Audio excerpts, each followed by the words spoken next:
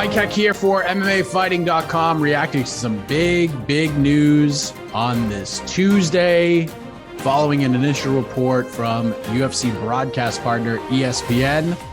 The main event for UFC 279 on September 10th will not be a world championship fight. It will be, in fact, a welterweight matchup between Khamzat Chimaev and one Nathan Diaz. Now, the report has stated that verbal agreements are in place for this big matchup. 5 rounds to headline the UFC's return to Sin City, to the T-Mobile Arena. And yes, Nathan Diaz apparently has gotten his wish to fight out the final bout of his UFC deal, and he will do it in a big one against the surging Chimaev, who is coming off a big decision win over Gilbert Burns at UFC 273 in Jacksonville, Florida back in April. Diaz has been very vocal over the last several months, including a tell-all of sorts interview on the MMA Hour with Ariel Helwani. He wanted his final fight. He feels like he's been in the grasp, if you will, of the UFC, and he wanted this fight against absolutely anybody. He even, I don't even know if he's joking about this, was saying, give me Adesanya, give me Francis Ngannou, because he's essentially been on ice since his decision loss to Leon Edwards back in June of 2021, over a year ago at UFC 263. And now it appears he will get his wish. And apparently he's going to close the show in Las Vegas, September 10th. So there's a lot to unpack here.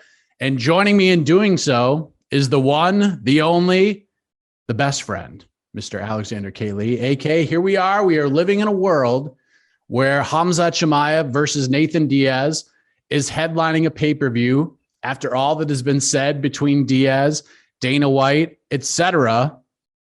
Are you surprised by this? Not the bout itself. Definitely it's something that has been talked about on multiple occasions. The headlining thing is a bit strange to me. I obviously, if Aljamain Sterling and Dillashaw does end up being made for this card, I'm a bit of a traditionalist. I feel like you should have the title fight at the top. I get it in terms of name value. Nate is the biggest star of those 4 by far. And Khamzat's certainly getting up there. I'm not sure how much mainstream cachet he has, but again, the Diaz side is very strong. And then, I think Chimaev is almost like, it's hard to say mainstream, but definitely there's like a buzz. If anyone has even seen him fight once, he's like a guy you remember. So he has that going for him. Dillashaw would be up there too. And then strangely enough, the champion, Aljamain Sterling, probably has the lowest mainstream name value, which again is, I would put that on the UFC. He'd been in the prelims for so long before finally eventually becoming champion. So it's not surprising. The bout order is what it is. Again, you got to put that name, that star power up there. I don't think a lot of people will be complaining about it. It is just weird because the UFC for so long kind of had this weird policy of like, we have to have championship fights headlining pay-per-views. That we have to. They broke that recently, of course, with Colby and Masvidal, which was a good reason for it. Again, very, very big fight name-wise. Did not need a title on the line. That didn't matter.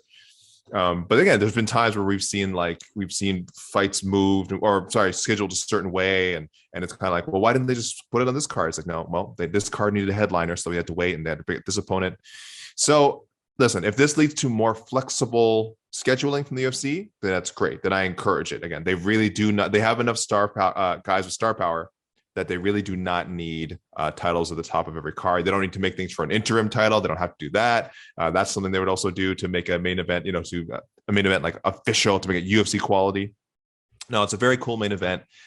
Some ways I'm kind of happy, I think, that Nate Diaz is getting the fight he's wanted and just getting a fight and possibly signaling the end of his UFC career and a tumultuous last couple of years to his relationship with the promotion.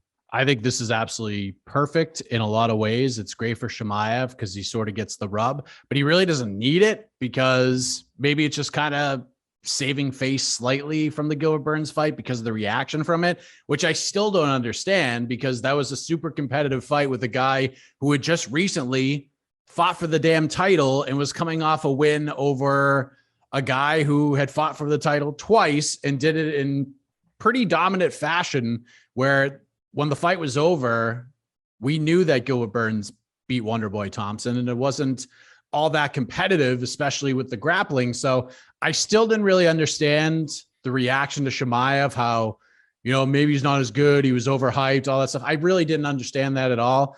And now he gets this opportunity against Nathan Diaz, a fight that, let's be honest, even though he's probably a giant favorite in this fight, Chimaev could just hang out and wait to see what happens at UFC 278 between Kamaru Usman and Leon Edwards, because you have to think after this win over Gilbert Burns, he's probably next in line. So it is a little bit risky because while Chimaev, and I think Best Fight Odds actually put something out that the current line on this fight, or at least the open line, was Chimaev minus 1,100, and the comeback on Diaz was plus 775.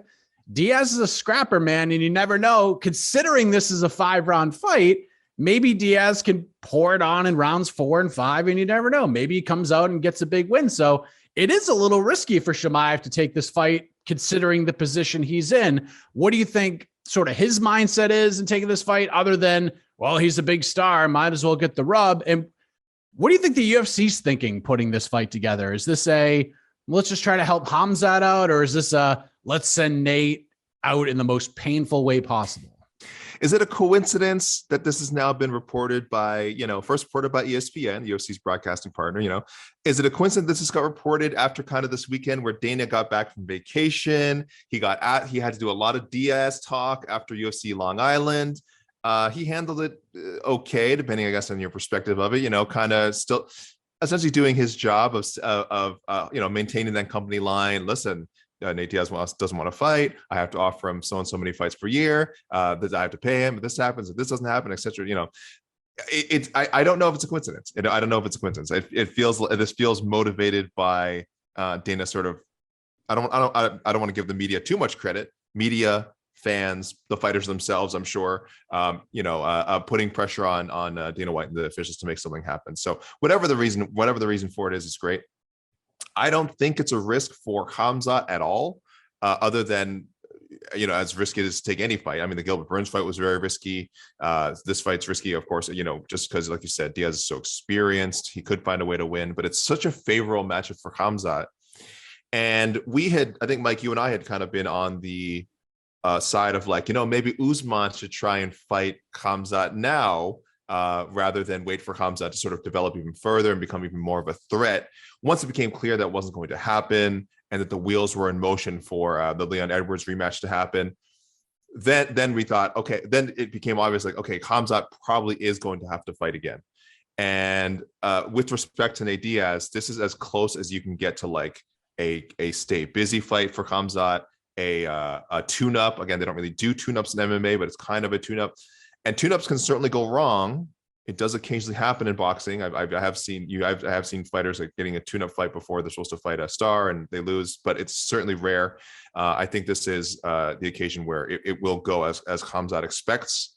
He'll have some opportunity to style on Diaz, as it were. Maybe even finish him would be amazing. I mean, because Diaz really, he just doesn't get straight up finish. It doesn't happen. But I mean, Khamzat might be one of the guys to do it.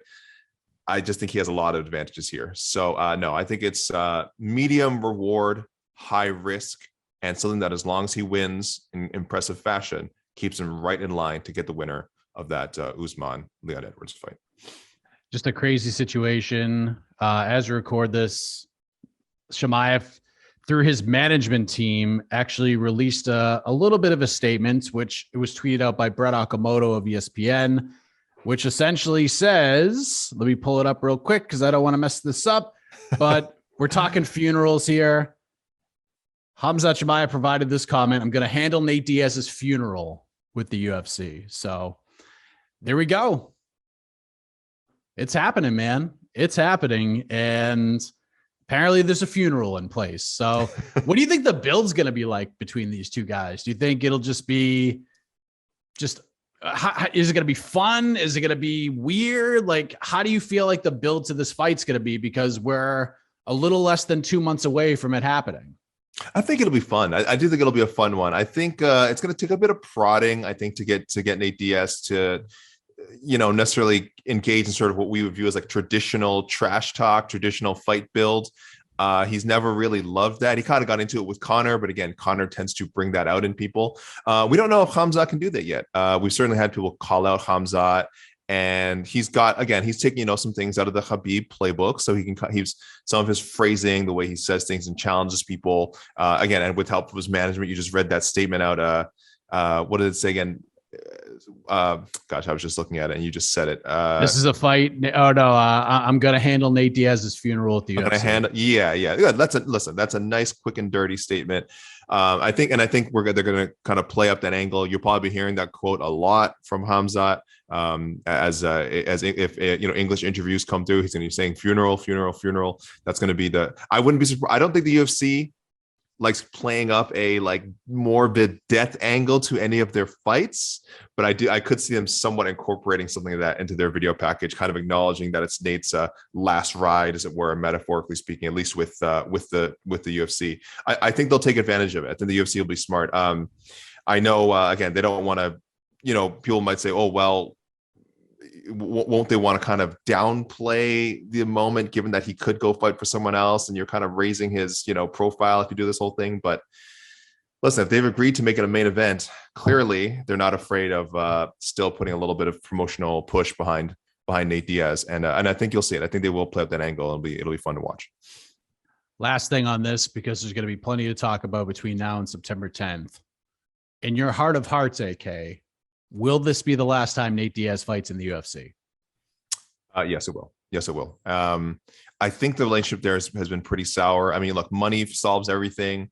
Winning can help things too. If Nate Diaz wins, I don't know. For some reason, that might change things. Maybe that would be so crazy. He beats him and says, "Guess what? Usman's been wanting to fight me or fight my brother. Well, now it's me. I just beat the number three guy in MMA Fighting global rankings. Give me the title shot." Who knows? And it could happen.